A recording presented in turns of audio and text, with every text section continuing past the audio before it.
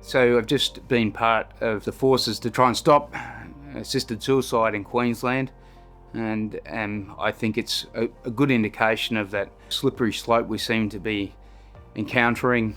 And I think one of the most pertinent words is relativism, where we've opened ourselves up to the forces of relativism now. There's no absolutes in our cultural society, and those things that we held dear, the sanctity of life, are now being questioned. And even before the debate was done, there was the health minister in Queensland was saying these laws don't go far enough.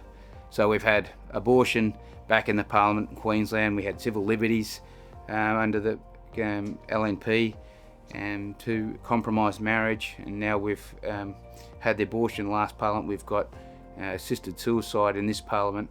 There is certainly a move on, and I think it's really important in the context of the work of the NCC, News Weekly, is that we do what we can. We got beaten today in the Parliament, but it's important very much to stand the ground and profess those values and faith that we have.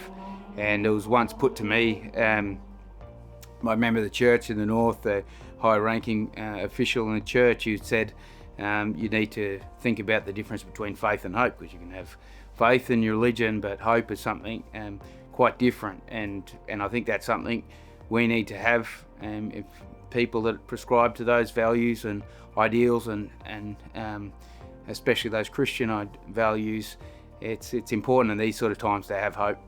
And we don't really know how things can improve or if they even will, but it's very important that we're there in the trenches and that we put up the fight, and people see in history that someone did. So it's not always about having the win, and it's about making sure that you're there and you're staying strong on those values, and that people can see that, and hopefully that will lead us to some better outcomes in the future and in Parliament. But it really is important that people make the stand and not lose hope and not compromise on these things.